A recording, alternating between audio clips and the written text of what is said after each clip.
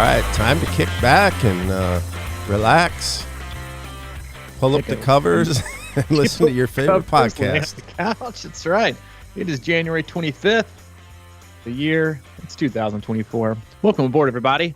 You're listening to the Crushing Iron Podcast, and this is episode 745.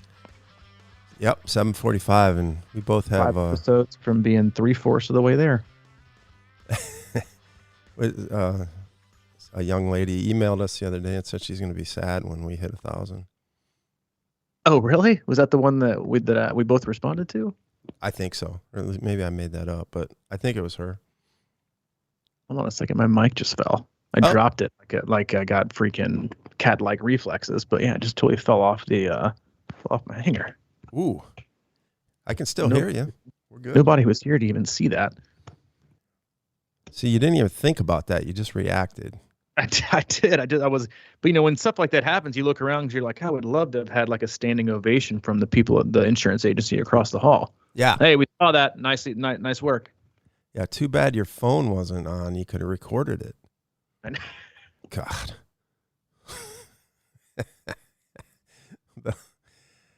Oh man. I'm good. I'm back. Sorry. Little technical malfunction here, but yeah, I caught it. And we're here. It's January again. It's January 24th or 25th, episode 745. We're going to dig deep today. But going back to your email, I do want to say this because I think sometimes that you and I forget it. And, we get a lot of emails and or text messages or Facebook messages or people that comment on the Facebook group. And I do want to say that they are very much appreciated.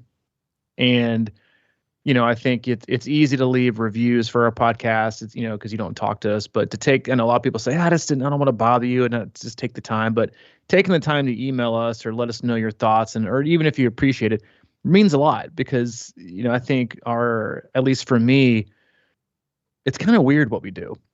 We don't have, we don't have an agenda. We don't have a guest every week. We don't have sponsors. Right. Is the podcast great, or not great, but good to, average marketing for, coaching? Sure. But it really is. And if you think about it, it's just two guys who live in different states going through life that are coaches and in triathlon, just being open and honest and vulnerable. And we have zero clue how a person will receive our podcast each day. We don't edit. We don't do back takes. We don't remove things. We don't say, hey, I'm having a really bad day or life's hard on me. Let's just not cast today. We've had, your dad's passed away during this podcast. I've lost a dog. I lost my grandmother. We went through, pandemic. We went through moves. I mean, it's really, and just kind of kept on keeping on. So we have, I think, a lot of great podcasts and probably some pretty shitty podcasts too. But that's what happens when you show up twice a week and show up no matter what and just talk to each other and then hope that someone out there will get something out of it. But it really is like a strange thing that we do by voluntarily being open and honest and just kind of being who we are on the podcast and then just sending it out into the universe for anyone to consume and anyone to get feedback and on any given day.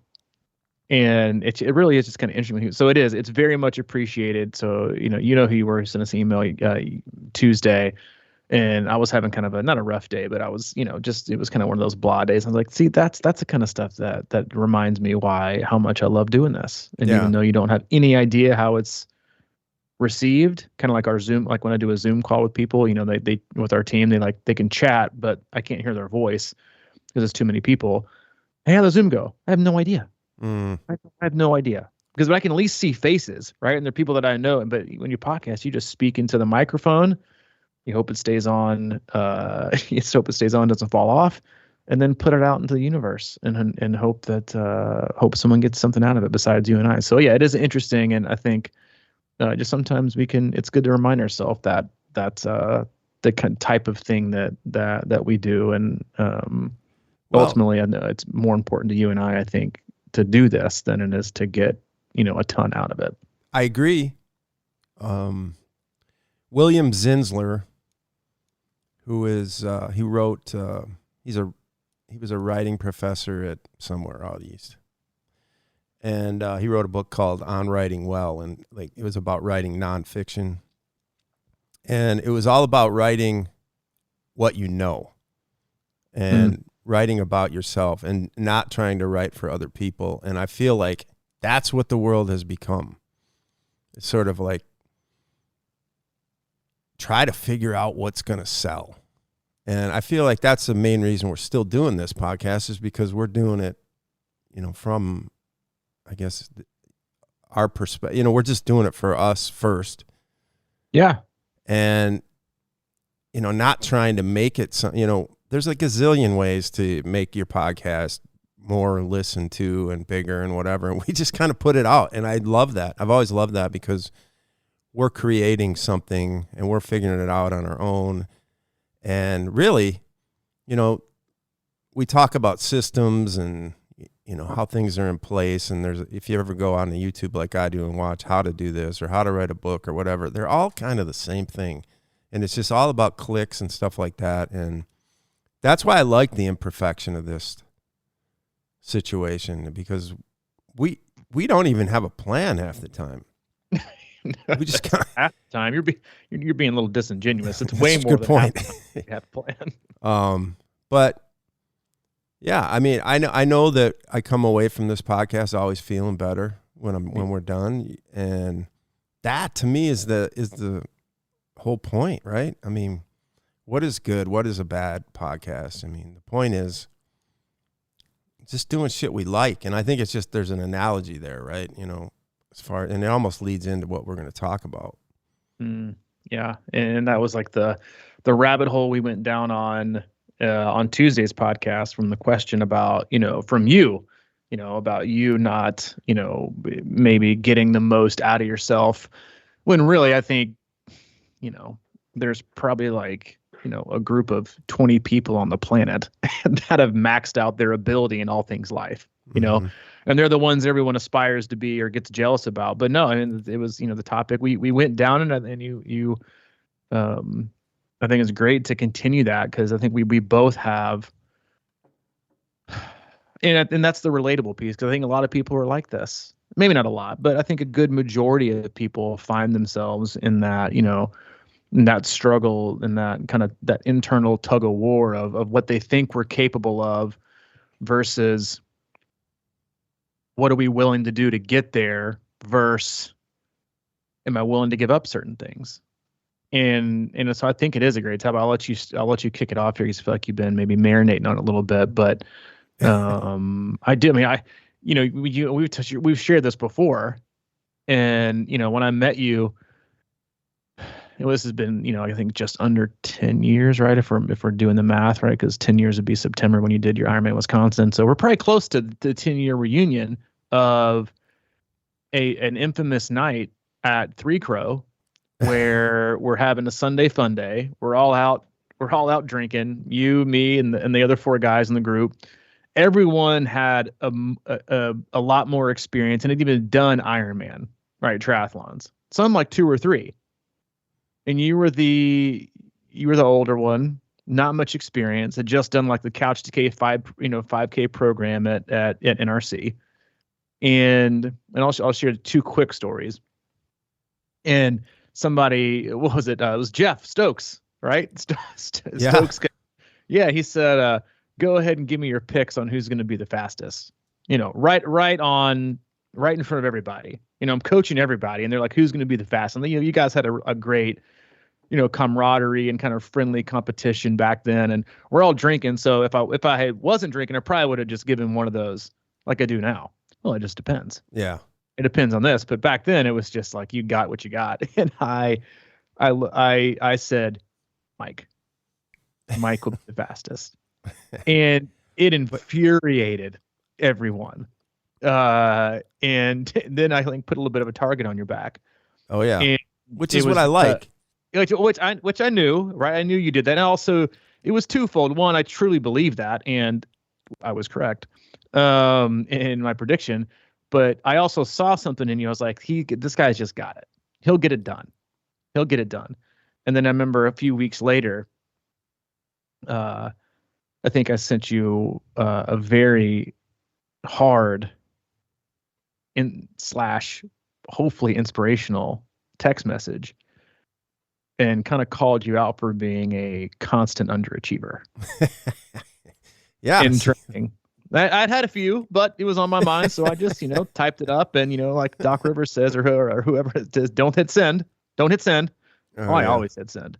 And I hit send and basically called you out and questioned if you were ever going to live up to your potential in that training cycle. So I even saw this from the beginning, but there's so much wrapped up in it. And so it's definitely not a foreign topic or subject for either one of us. Man, I used to really kind of be on pins and needles when I'd hear your texts come in, man, back then. But in all seriousness, I mean, first of all, I think this is a topic for everybody because no matter who you are, I'm sure you feel like you're underachieving. It's something. Mm-hmm. And that becomes the challenge of life, really, is because I could sit here and talk about Ironman and triathlon, but I also feel like, maybe I want to write some books and I want to, these are things that have always been on my mind and do documentary films and who knows what, so it becomes this sort of, you got to rein it in a little bit, or you got to pick your priorities, or you can be one of those jack of all trades, master of none. And that's kind of what my story is, probably, if you want to boil it down.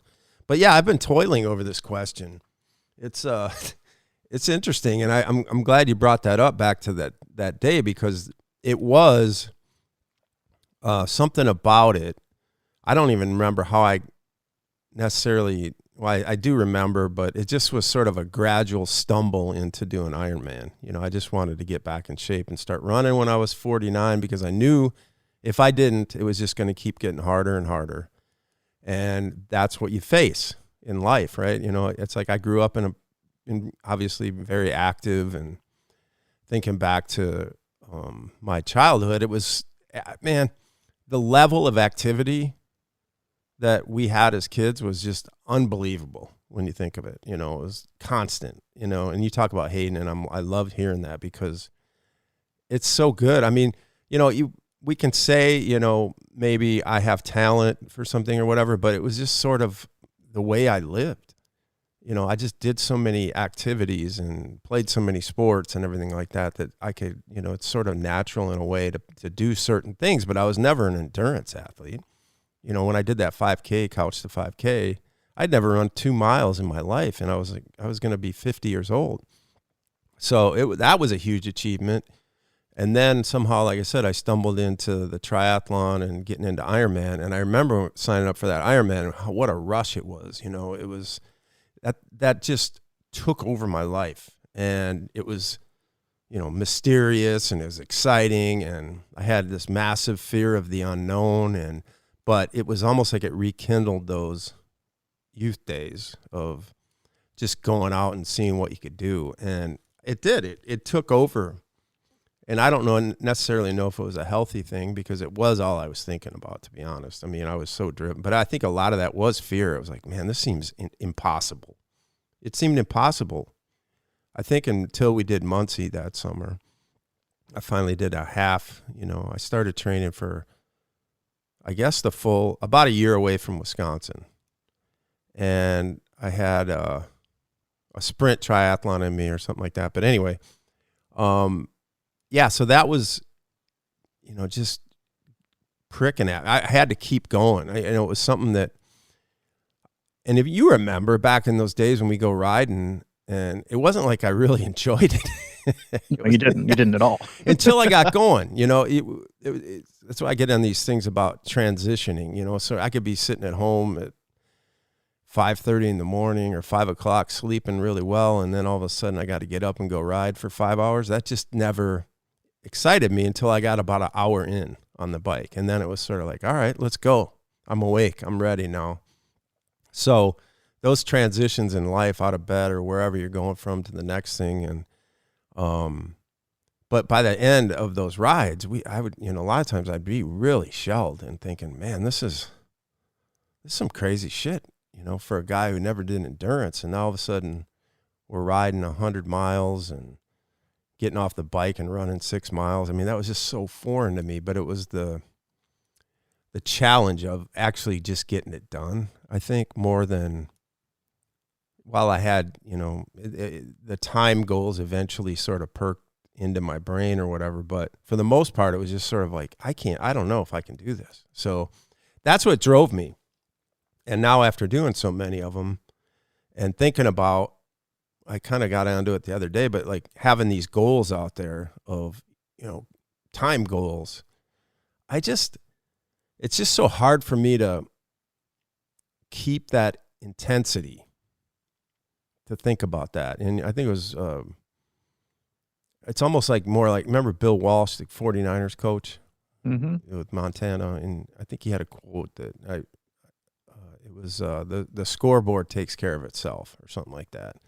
And I'm trying to really be more in that place, and just because it's every day, right? If you start thinking about a goal and of a time, and we've talked about this many times, it's just like, it can be overwhelming. So I just sort of live my day and try to do the best I can for this day. And really, my goal in life is just to kind of be happy today, let alone think about how a race can do that. And I had a really good race that first one and surprised a lot of people. And I crossed that finish line, and I felt like I kind of proved myself. Mm-hmm. It was almost like prove my worth. It was to me and to other people, maybe my dad. It was kind of one of these things. And then I realized that this lasted, that feeling lasted about a week. And then it was like, yeah, you still got to live your life, dude. This ain't the magic potion for happiness. Do you think, look at all the years you've been racing, Mm-hmm. and as coaches, we go through this every day. Athletes compare races, even if they're not the same. Hilly, flat, hot, wind, didn't train a lot, trained a lot. Everyone likes to compare. So we always kind of go through, we always kind of chase that golden day.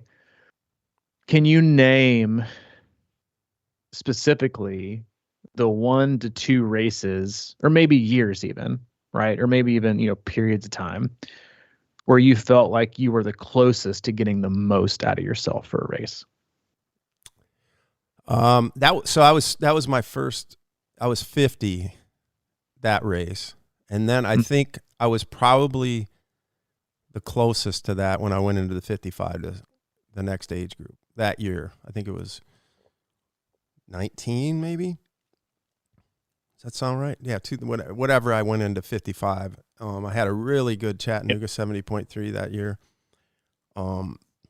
and I think I was like 13th or something on the age group, which is pretty good at that race. I went sub 5. It was a shortened swim, but I did go under 5 for a half, but I felt like I really owned that, and I was really in control of that race, and probably my best half, just from a feeling like I had what it took. So I felt like I was right there. And then the problem was that my next race was Wisconsin. Same issue. It was just too long of a gap. I felt like I peaked almost at that race, and then it was all about trying to hold on. And I had a decent race. I think I was 12 hours at Wisconsin that year, but whatever. Yeah, so I think that was around that time, and I don't know why necessarily. It was probably the accumulation of solid training meets experience and all that kind of stuff. I was really starting to get a feel for pacing and all that kind of thing, but so was that the answer to your question? No, yeah. I mean, I think we all have those periods, and I think that's, sometimes that's the key to unlocking getting back there. And yours was that year with all those 70.3s, I'm guessing. Yeah, I can go through like 3 kind of like mini periods. So like the one year, it was, I think 2018 was probably the year I got the most out of myself athletically. Yes, I would say, because I did 3 70.3s. They were all in the 430s on the podium at Chattanooga. Yeah, I was on point for the most of the year. I did tail off at the end, but I was there. And then I would say the other 2 small periods of time that were not long. Where one was back when I still drank, and that was like I put together a block from Muncie. Maybe I took 2 or 3 weeks off after Muncie, and then just went all in on Ironman Arizona. I was living alone. I was drinking. I was depressed. I was going through a divorce. I basically trained like out of my house and like never left. So it wasn't healthy at all. I had a good result that day, but it was like when I look back on it, I was like, what do I even get out of myself besides a race, right? So what definitely wasn't a life answer. And then the other time was from when I got out, right when I got out of treatment, and didn't own a bike because it got repoed and sold off because I had no money going in treatment, and didn't start training for Louisville until like, I don't know, March, April, I think. And it was in August. Yeah, it was and then the race was in August. And I think that was a period of time where I also really, really, really did well with being super focused. But I was also, and again, like, I was going through a really, really, really hard time in life. So I think it was a welcome distraction for me. So like 2 out of the 3 scenarios for me were always, rooted in hard life circumstances. So kind of like using it as an escape. So like 2018, there was nothing, life is great. And so I think it's interesting, right? When you look back on those periods where you're the most, like what was really the big driver, right? You can look at jobs, you can look at life or kids or relationships or moves or health, whatever. But I think a lot of it, it's all come down to the chin up, right? Or in the heart, where is your heart in it, heart not in it, and why? And what were you kind of, and again, like the definition, or I guess how would you describe getting the most out of yourself? Right? Did I get the most out of myself, training for Arizona, still drinking, a bottle of wine the night before, like I did. And I got the most out of myself physically, I think, but it was a very debilitated ceiling, right? Because I was a drunk, and at 10:30 it still eats my lunch. But that's my PR at 10:30. And I was close to getting to Wisconsin but not. And so, but was I healthy? No, I was a train wreck. I mean, I celebrated that race by sitting on a park bench by myself at like 10 o'clock at night. Oh, nice. Yeah.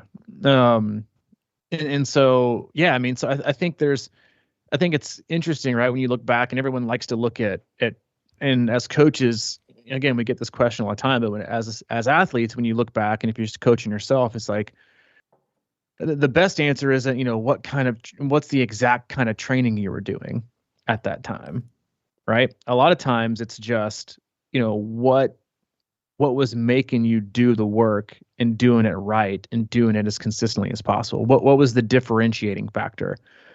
And was it healthy? And can you replicate it? And if you can't replicate it, then, like, to me, I don't want to replicate my desire to train based around a negative life current experience. No thanks, I'll pass. But that, that's something that I think about a lot, is like, are you even able to dig deep enough on days where, nothing goes wrong and you're not having any mental and emotional pain? So you're not using training to kind of like wipe that away. Will you ever get back there? Maybe that was the only reason you even got that good. I know. This is so interesting, man. And so I struggle with that. I don't know if it's the reason why I haven't been as consistent, as I'd like to be and gotten the most out of me. Do I still think I can be faster in both of those? Sure. But I haven't. So you can think all you want to, but until you've done it, you can't do it. And so, I think that piece of the pain puzzle and the commitment, and going back to waking up and doing being hungover but hurting so much inside that my only answer to like feel like I was living that day and not sit there and drink myself into oblivion and relieve some of the pain was to go right in the trace for 3.5, 4 hours when it's 90 degrees. Yeah. Or go run track for 2 hours. And that was kind of like it was, so yeah, it's interesting, again, like that, we go back and kind of like really pick through and dissect the periods in time where we were the most successful. Yeah, it's a give and take, and I think it's a really hard puzzle to figure out, for not for everybody, but for a lot of people, I think it is. Yeah, because there's no doubt. I mean, I think back to my first race, and in a lot of ways, that might have been my best performance because the pain. It's my first Ironman, and I remember, like, that was the mass start swim, and that swim took a lot out of me because it was rough, man. And I started right in the pack, and I thought I was better, and whatever. I was just jacked by the whole day. Didn't sleep the night before, same, all the things, and got the bike done, had a solid bike, and then I remember getting off the bike, and I hurt so much. It was probably a similar feeling to what I felt like the last 2 years or whatever up there off the bike. That you can't even hardly walk feeling. But somehow that first race, I just had that drive in me, and that fear of failure, and maybe a lot of unhealthy, revenge, and I somehow ran it, and I always used to say, it's like, if you want to get faster at the Ironman marathon, just run it, because most people don't run. And I used to take a lot of shit for that, but it's like true. And how do you get there? I mean, like I said, I think it was probably the same as I feel a lot of times getting off the bike, but for whatever reason, I just didn't give in. And that's a mental thing. And now thinking back to that, what we were just talking about, my other races, I think I got there because I let go a little bit and I didn't care as much. And I still was going through stuff, and I knew what I had to do. And I guess maybe I was enjoying it a little bit more, because after that first one, I didn't think I would even do another Ironman. And the next year, similar to you, I kind of decided, oh shit, everybody else is doing Louisville, I'm going to do it. So I started training in May or whatever, and finished. And I'm thinking to myself, okay, now I know how to do this. But back to your point is, does it become unhealthy sometimes, the way that you go about it?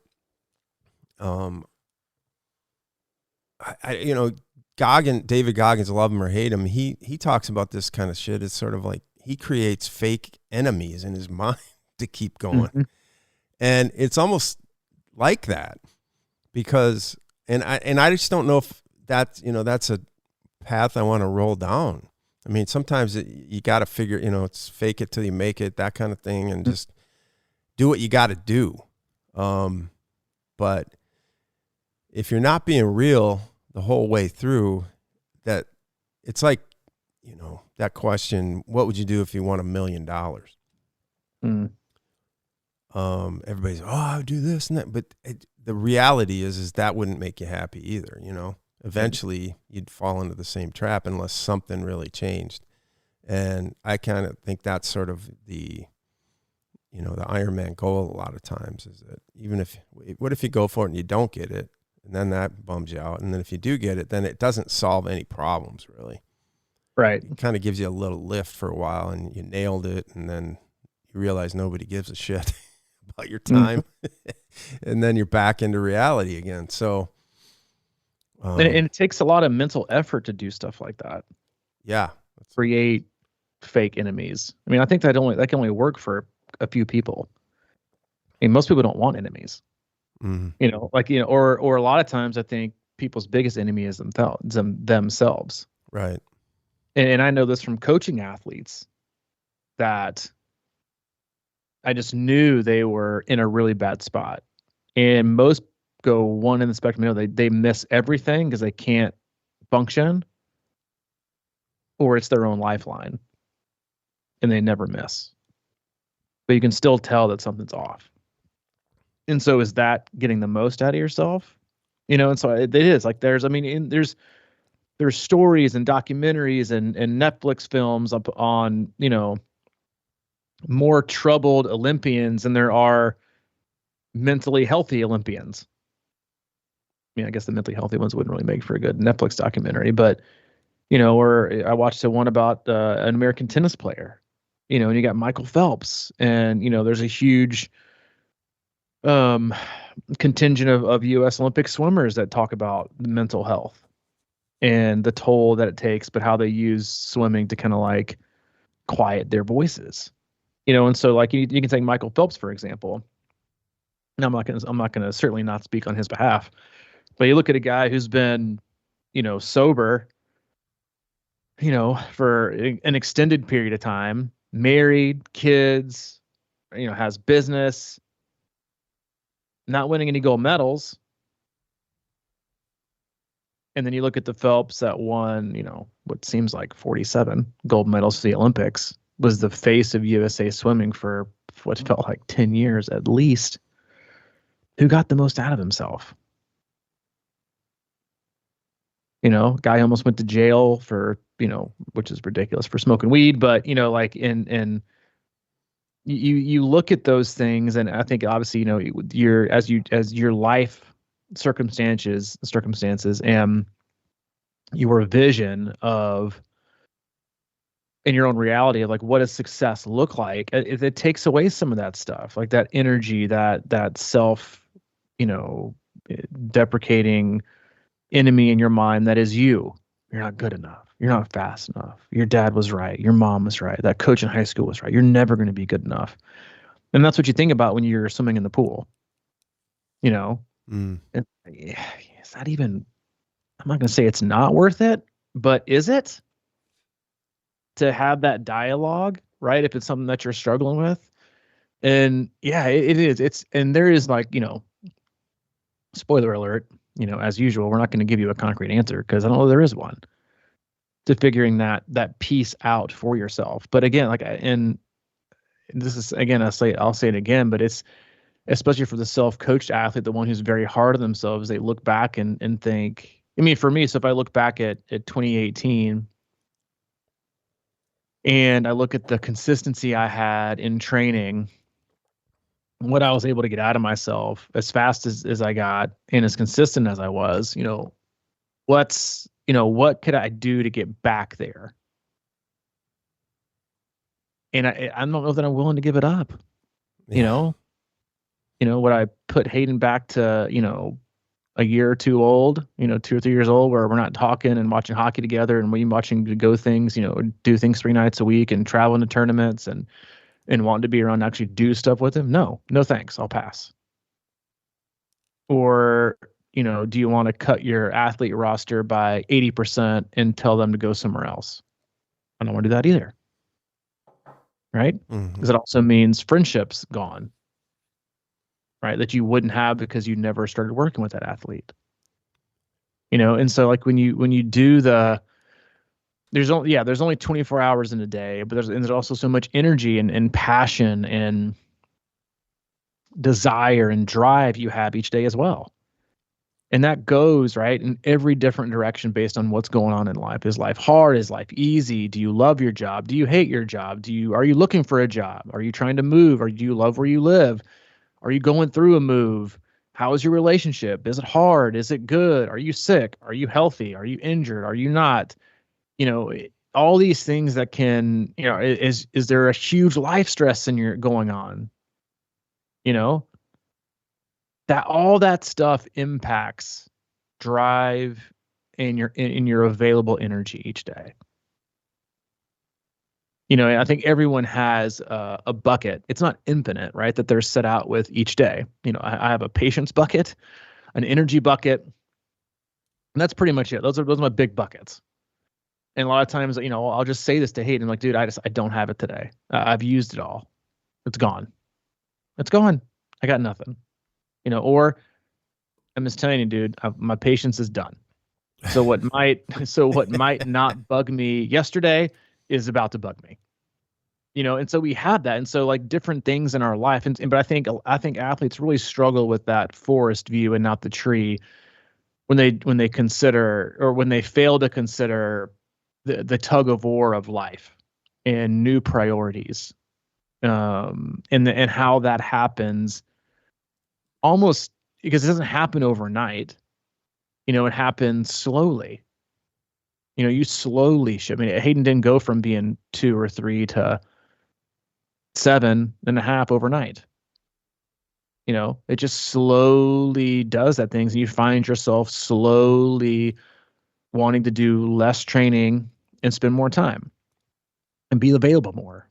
It's not a license to be lazy, right? So I think that's also a juggle, and make sure you're making time for yourself, and then doing the cost benefit analysis. Am I okay doing half the training I'm used to training and going out and racing and being okay with the result that I get? And if you're okay with that, then have at it. If you're not okay with it, maybe find a way to be okay with it. I mean, I know that's me, but it's really hard to where I think it's a lot harder. I think it's hard on both types of athletes. Ones who have had the success and know what it takes to get there and want to go back, but know what it takes.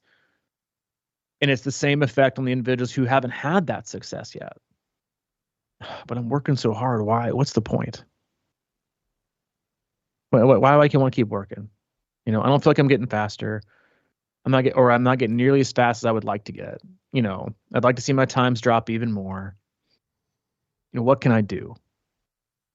And they're both struggles, and so, yeah, I think it's an ongoing conversation for a lot of athletes, and in that kind of the Tetris of triathlon and how it fits with training and how it fits with life. The bucket thing resonates. Going back to one of our favorite authors, Bukowski, and his line, "Don't try." I wonder sometimes if we try too hard, and I spend a lot of time trying to get out of my own way, and when I say try too hard, and I always looked at that line as sort of like, don't try to be somebody you're not. Because like you said, it's the bucket, it's the energy bucket, and you only have so much time or energy for being somebody you're not. And it's interesting because there's also this thing about, practice hard, play easy, or whatever that kind of saying is. And you think about, train hard, race easy. And I think my first Ironman, I trained hard and I raced hard. And I had that bucket. I had that extra angst bucket or fake enemy bucket or whatever you want to call it. It was just on fire. And that's how I got through it. And 2 years later or whatever it was when we were back at Wisconsin, I think it was probably your best Ironman whenever we raced together there. Mm-hmm. And that was, I think, when Hayden was just born, right? Yeah, 7 weeks old, yeah. Yeah. And I feel like we both did it that day. That was my best Wisconsin performance to date. Mm-hmm. And I remember kind of getting through the first loop of that marathon going, I don't feel too bad right now. And I didn't have, there was no time goal in sight at that point. I couldn't, I think I ended up about 12 or 11:45, and I was thinking to myself, I can't get 11:30. So I'm just going to kind of cruise. And I had a really good race. Had a nice run. That's the thing.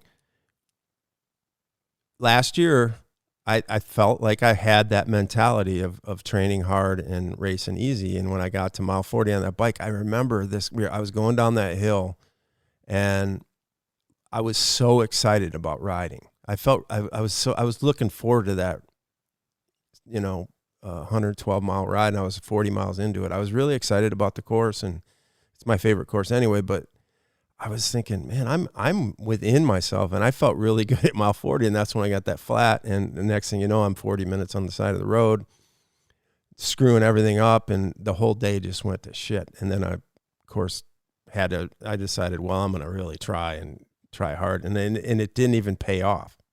I went so hard after I got back on the bike that by the end of that ride, I was slowing down more than I was doing anything. And then I was shelled on the run. So I felt like that's one of the things I've revisited that moment in my mind. I can just feel that hill and see it and see exactly where I popped that tire. And that's what bugs me the most, is I felt like I was onto something right there. I felt like I had a good ride in me that day, and I felt like I could have a decent run if I didn't go too hard. And that's where I was. And that just makes me always think, it's like, yeah, it is hard, but we don't have to make it as hard as we make it.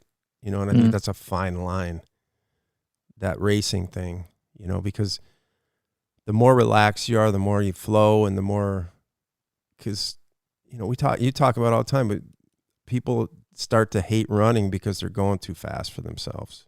Right.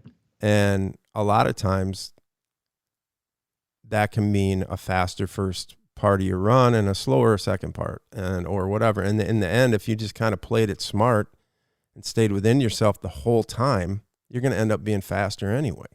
Yeah. I.e. making it easier. I do that on the bike a lot. I go out way too hard, and the next thing you know, I'm just struggling for that last half, And I think that's what a lot of people do. It's just like you think you have to go so damn hard. And it's a lot of times it's a very fine line, right? Just pay it. That's why I like to pay attention to how I feel all the time. And I think I have a pretty good indicator of that, because I'm able to pull off most of the time when I can feel like I'm just getting out over my skis a little bit too much. That's when you got to kind of pull in. And I don't know. I just think there's a really interesting topic there too, as far as kind of just going with your flow more than trying to push something. Because Ironman is really not, for most people, the push becomes, do you have the tenacity to keep picking up your legs? It's not about pushing faster. It's just about how much mental fortitude you have to kind of get through it. And I think we can leave it here so we don't go for 4 hours. But I think the hardest thing for athletes, myself included, to wrap their brain around and to accept is that you can. I think this is one of the most discouraging parts about what we do, especially if you focus so much on the result and the outcome and not the process, is you can find that, that sweet spot in training and you feel like you are dialed and zoned into the max. And then you go out, let's say it's Wisconsin 2 years ago, and you got nothing to show for it. Yeah, you made it through the race, right? And yeah, you finished, and maybe you did well against the field, but you can already just go ahead and say unequivocally that it was not your overall best performance from start to finish when we talk about time and speed. 100%. Because you couldn't, right? It's impossible. No one was that day. And so I think the hard thing to grasp for all of us, right? Not all of us, but most people, is, man, do I have it in me to do that again? Yeah. Do I have it in me to do another 5-6 months of just really, your version of all-in training? And what does that look like? And then what if I get in another shitty race condition? Right? I know, man. I thought that day, I was thinking to myself, half of the training, I probably could have had the same result. Yeah, exactly. 100%. 100%. And that, I think, again, is like where you go back and you have to have this conversation, like, yeah, but am I better off having done the training? The answer is yes. Yeah. But it does. I think those are some of the things that come up and eat in people's mind, as they, enter in us, like, man, like, do I have that in me again? Not the race, but the ability to be consistent for long periods of time to get the result I want to get. That is the number one factor in success in racing. Can I be consistent long enough to get the result I want to get? And then you go in and it's like all of a sudden it's 102 degrees and the wind's 30 miles an hour. Crap. That's why it's so frustrating. Not because of the day, but to think, God, now I got to do this again. Which is also why athletes get really shitty races. Like, hey, I think I want to race 2 weeks later. Like that. I think Emily even asked me, like, that Wisconsin race 2 years ago. Hey, I think I'm gonna do Chattanooga in 2 weeks. People ask that because it's not because they want to do an Ironman that bad. It's just they know there's more in there because they worked hard enough. They know it's in there. And so it really is. I think that's one of the hardest parts, right? Is to know you weren't able to show it. Or to show up on race day, and even pro athletes have this. They have it every year. Training's great. Life is great. Nailed every workout. Show up on race day. Dead legs. No explanation. Man, what the hell, right? 2 days later, they want to go out and rip off a 5K just to prove it. And I don't think it's to prove the speed. I think it's to prove it to themselves that the sacrifices they made were worth it. And I think it's one of the hardest. I think it's the hardest part of our sport is that but then again, right? Like you talk about being consistent in training. If I go back and look, all right, would it be awesome to ever go under 4:30 one day in a 70.3? 100%. And do I know unequivocally that I would have been able to shave off 4 minutes from a 70.3 in the last 4 years, through 5 years, had I been consistent enough since 2018? Yes. Are those 4 or 5 minutes worth what I chose to do instead? No. Yeah. But is there still a way to do both?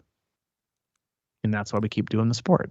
Yeah. Right? It's so true, man. It's because is it can I find a way to do both? Can I find it in myself to find the time to balance it all for a long enough time to get it done? That's the question. And only each individual athlete, self-coached, coached, working off a plan, sitting on the couch, in peak condition, only that athlete knows that answer.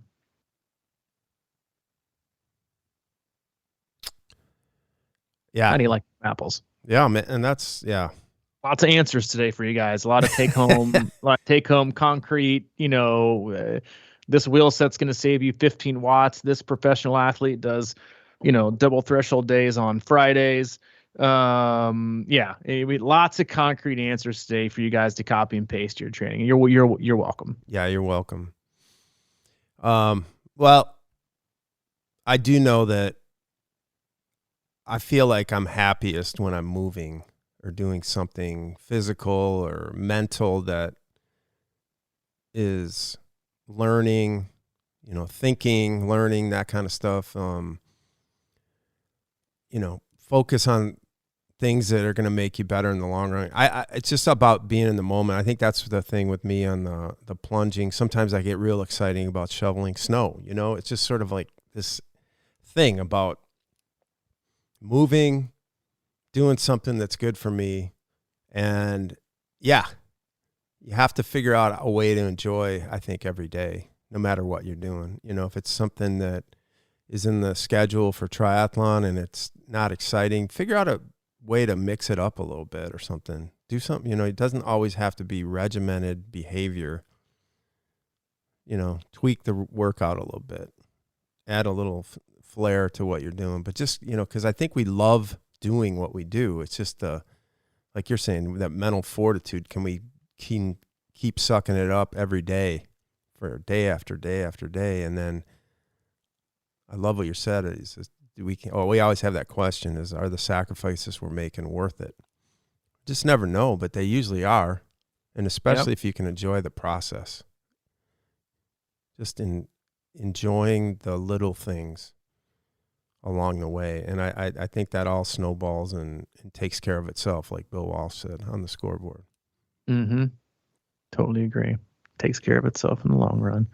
Yeah. And we hope this podcast took care of you on your long run or long ride or car drive to work or in some way, shape, or form. Mm-hmm. As always, we love you guys. We appreciate you listening to our back and forth banter today, and hopefully it allowed you to sit back, relax, and just feel like you were sitting around having a beer or a coffee or a soda water with lime with 2 friends. That's our goal for every podcast, is to make you feel welcome and relatable. So we hope that today's discussion hit home somewhere, or at least somewhat down the street in the county. If it was out of a state hit, just pass, move along, and we'll see you next Tuesday. As always, go to our website, c26triathlon.com. It's our one-stop shop for all things coaching, camps, and community. If you need anything from Mike, he is available, crushingiron@gmail.com. If you need anything from me specifically, c26coach@gmail.com. All right, buddy. All right, dude. Talk to you later. All right, see you.